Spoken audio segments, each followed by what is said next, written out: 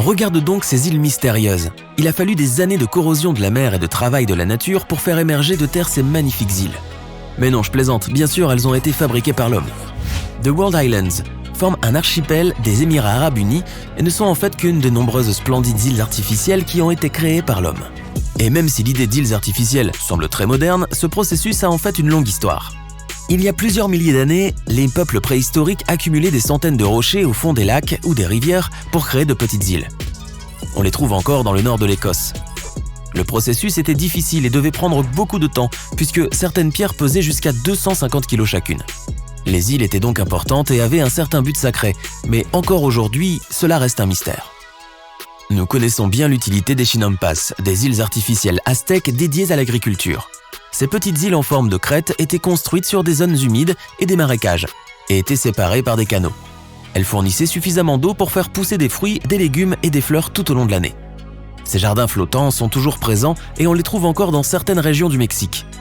Que penser des créations plus modernes ? De nos jours, les îles sont conçues pour répondre aux besoins d'espace supplémentaires. De nombreux aéroports asiatiques sont ainsi construits sur des îles artificielles. Les deuxième, troisième et quatrième plus grandes îles artificielles sont en effet occupées par les aéroports d'Osaka, de Hong Kong et de Tokoname. Cependant, elles ne sont pas toutes conçues dans un but précis. La plupart des îles du port de New York sont artificielles, mais elles n'ont pas toutes été planifiées. Belmont Island n'est qu'un tas de rochers dont on s'est débarrassé pendant la construction du tunnel de métro sous-marin. L'île ne mesure que 61 mètres par 30 mètres 48. Bien qu'elle soit interdite aux gens, en 2004, un artiste a tenté sans succès de proclamer l'île comme une nation souveraine. Parmi les autres îles artificielles de New York figurent les îles Swinburne et Hoffmans, qui ont été construites pour mettre en quarantaine les immigrants arrivant aux États-Unis à la fin du 19e siècle. Aujourd'hui, elles ont un but plus pacifique puisqu'elles servent de sanctuaire pour les oiseaux. La plus grande île artificielle est l'île néerlandaise de Flevoland.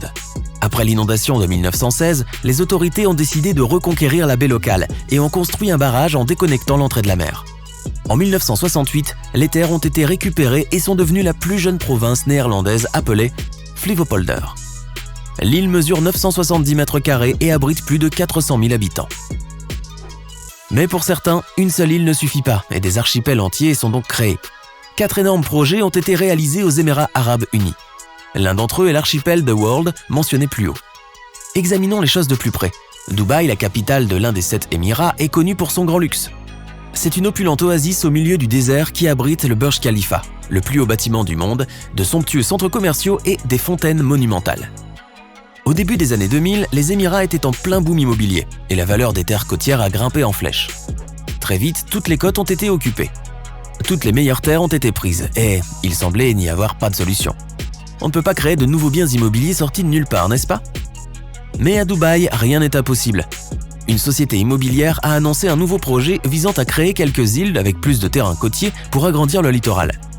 Le plan initial prévoyait 3 archipels en forme de palmiers, le Palm Jumeirah, le Palm Deira et le Palm Jebel Ali. Et le premier projet à lui seul pouvait doubler le littoral. Très vite, le projet The World a été ajouté. L'archipel était censé ressembler, comme tu l'auras deviné, à la carte de la planète Terre. Une fois terminé, l'univers devait être ajouté, un groupe d'îles qui représentent le Soleil, la Lune, une galaxie et la Voie lactée. Les îles étaient supposées être couvertes de logements privés, de villas, d'hôtels, de parcs aquatiques, de centres commerciaux et de centres de divertissement. Les plans proposés étaient grandioses et époustouflants, mais beaucoup de choses ont mal tourné lors de leur réalisation. Dans un premier temps, on a construit le Palm Jumeirah et le Palm Jebel Ali. Des tonnes de sable ont été extraites des sols du golfe Persique et du golfe Arabique. Ensuite, on a pulvérisé le sable et on l'a compacté pour lui donner la forme voulue, en l'entourant de rochers pour plus de stabilité. La construction a commencé en 2001 et les premiers appartements ont été achevés en 2006.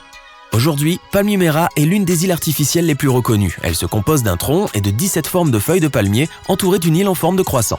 Le projet a permis d'ajouter 64 km de plage désirée. Elle abrite actuellement l'opulent centre de villégiature Atlantis The Palm, ainsi que de nombreux centres commerciaux, hôtels, parcs et villas. L'île est reliée au continent par un monorail et un tunnel sous-marin, et en 2016, plus de 10 000 personnes y vivaient. Les travaux sur la deuxième île aux palmiers ont commencé en 2002. Elle aurait dû être 50% plus grande que Palm Jumeirah. Un an plus tard, le travail sur les 300 petites îles composant The World a également commencé. Malheureusement, la crise financière mondiale de 2008 n'a pas épargné Dubaï. Tous les projets de construction ont été interrompus. Personne ne voulait acheter de nouvelles propriétés. L'absence d'intérêt pour les achats de terrain a fait chuter la valeur des parcelles. La société de développement a annoncé des remboursements à ses investisseurs.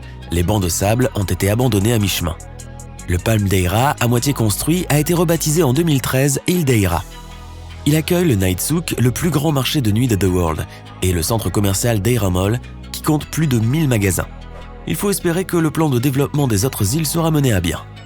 Elles habiteront plus d'1,25 million de personnes. Au moment où la crise financière a affecté l'industrie, la majeure partie de la mise en valeur des terres de l'archipel The World était terminée. La majorité des îles ont été nommées en référence aux pays correspondants et avaient déjà été vendues. Certaines ont été cédées à des magnats de l'immobilier, d'autres à des acheteurs privés. Le fondateur du groupe Virgin, Richard Branson, a acheté l'île de Grande-Bretagne. L'île d'Éthiopie aurait été achetée par Brad Pitt et Angelina Jolie, alors mariés, mais leur séparation ultérieure a en quelque sorte été un mauvais présage de la suite des événements. Malheureusement, une fois l'achat effectué, aucun projet de développement n'a suivi et la plupart des investisseurs ont perdu leur intérêt et ne voyaient plus aucun avenir dans le projet. Un grand nombre d'entre eux ont été découragés par la taille des îles. Chaque île a une taille différente, certaines ne font que 2,42 hectares. Beaucoup sont déçus par l'absence de connexion avec le continent. Il faut absolument un bateau ou un hydravion, car certaines îles sont à 3,2 km de distance. En 2013, 2 îles, le Groenland et le Liban, ont été encore développées, ce qui a donné un certain espoir au projet. Hélas, le monde a été frappé par un autre problème. Un rapport a été publié indiquant que les îles s'enfonçaient à nouveau dans l'océan. Le rapport indique que l'érosion de l'eau emporte lentement le sable. Pour l'instant, la seule façon de lutter contre ce phénomène est de remplacer manuellement le sable. Ce n'est peut-être pas un problème pour les riches propriétaires privés, mais cela pourrait être un obstacle pour une partie importante des habitants. Par ailleurs, le problème de la qualité de l'eau préoccupe les habitants des îles. La forme en croissant autour de Palm Islands a été conçue pour la protéger des vagues et de l'érosion. En fin de compte, il a complètement modifié le mouvement naturel des marées en rendant l'eau autour des îles stagnante et sale. Tu te souviens de l'odeur d'un petit lac pendant un été incroyablement chaud ? C'est le même effet ici. Non seulement il sent mauvais, mais il peut aussi être nocif pour ta santé. Ce n'est pas pour mettre le feu aux poudres, mais on va le dire. Le sable des fonds marins est aussi en train de détruire les côtes naturelles. En plus des autres problèmes, ces préoccupations écologiques rendent le projet invendable et inadapté à l'époque actuelle. Les entreprises modernes sont intéressées par des projets développés en coexistence avec la nature et qui ne perturbent et ne modifient pas les modes de vie organiques. Cependant, malgré toutes les controverses, The World revient lentement à la vie. Une société immobilière autrichienne a acheté 6 îles qui composent la carte de l'Europe et développe un nouveau complexe de luxe appelé The Heart of Europe. L'ouverture du projet est prévue pour la fin de l'année 2020. Il comporte des attractions époustouflantes, la première rue artificielle sous la pluie de The World, les premières maisons flottantes et le premier hôtel sous-marin. La station est divisée en différentes zones, chacune symbolisant un pays ou une ville européenne différente. Le Heart of Europe est aujourd'hui le seul développement significatif sur les îles de The World. Mais bon, si tu ne veux pas acheter ta propre île, tu sais quoi, j'ai un pont que je peux te vendre. Attends, où vas-tu ? Attends.